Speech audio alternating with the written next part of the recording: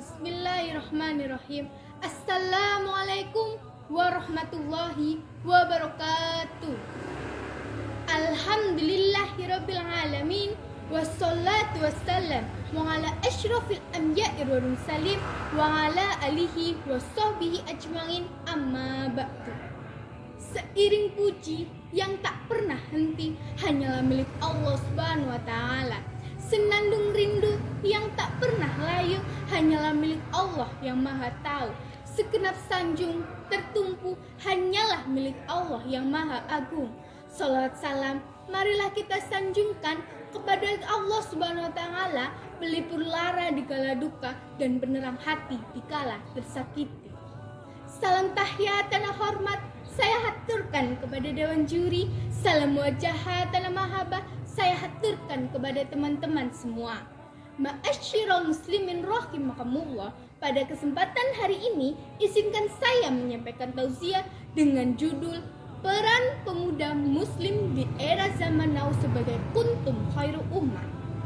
Hadirin yang insya Allah dirahmati oleh Allah Subhanahu wa taala, di zaman sekarang ini pola hidup pemuda muslim sudah sangat memprihatinkan. Berapa banyak pemuda muslim yang mengunjungi masjid guna menunaikan sholat fardu dan melakukan kegiatan-kegiatan bermanfaat lainnya? Berapa banyak pemuda muslim yang mengkaji dan menghafal kitabullah? Berapa banyak pemuda muslim yang mengkaji ilmu agama Islam? Mereka lebih senang meluangkan waktu mereka untuk pergi ke tempat-tempat hiburan seperti game center, rental PS, mall, dan lain sebagainya. Dan sekarang ini yang lebih tragisnya lagi, banyak dari mereka yang sering mengurungkan dirinya di kamar sampai lupa akan waktu sholat. Mereka ngapain aja sih di kamar? Ternyata mereka sedang asik bermain games. Nauzubillahimin dzalik. Padahal jika dilihat dari sisi ekonomi, pergi ke tempat-tempat seperti itu mengeluarkan biaya dan tidak bermanfaat sama sekali, malah akan membawakan kita bencana. Dan jika dilihat dari sisi ekonomi, nyatanya games online tidak bermanfaat sama sekali, malah akan membuang-buang waktu kita saja. Sedangkan untuk kita pergi ke masjid, kita tidak perlu mengeluarkan biaya sepeser pun. Ditambah lagi, kegiatan-kegiatan yang dilakukan itu bermanfaat dan juga berpahala. Hadirin, contoh lain dari ini, banyak remaja sekarang yang setiap pergantian tahunnya mereka selalu merayakannya, bersukaria, meniup trompet, bahkan malah ada yang berkumpul-kumpul untuk melakukan lomba balap liar yang mengganggu ketentraman masyarakat. Sedangkan untuk tahun hijriah, tahun agamanya sendiri, banyak dari mereka yang tidak mengetahuinya, bahkan mereka tidak tahu sejarahnya. Miris sekali, bukan? Hadirin, cobalah tanya terhadap mereka pemuda muslim yang mondar-mandir di jalanan. Cobalah suruh mereka menyebutkan 12 bulan dalam tahun Masehi dan 12 bulan dalam tahun Nasrani. Bagaimana tidak? Tahun Masehi atau tahun Nasrani mereka hafal. Sedangkan tahun Hijriah, tahun agamanya sendiri, mereka tidak mengetahuinya.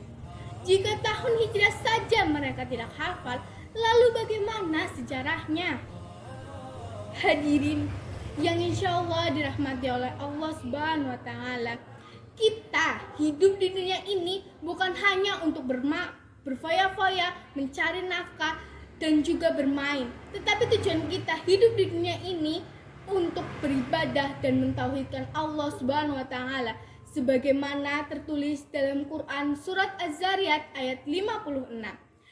Dan aku tidak menciptakan jin dan manusia melainkan supaya mereka beribadah kepadaku. Jadi janganlah jadi Islam KTP, namun masuklah ke dalam Islam secara kafah atau keseluruhan. Hai orang-orang yang beriman, masuklah kamu ke dalam Islam secara kafah atau keseluruhan, dan janganlah kamu meniru langkah-langkah syaitan, karena sebagaimana syaitan musuh yang nyata bagimu. Tertera dalam Quran surat Al-Baqarah ayat 208. Hadirin yang insya Allah dirahmati oleh Allah Subhanahu wa taala, orang Islam itu memiliki kewajiban untuk sholat 5 waktu. Orang Islam itu anti syirik dan meninggalkan berbagai ritual syirik. Orang Islam itu beribadah mengambil tuntutan Nabi, dan orang Islam itu selalu beribadah dan mentauhidkan Allah Subhanahu wa taala.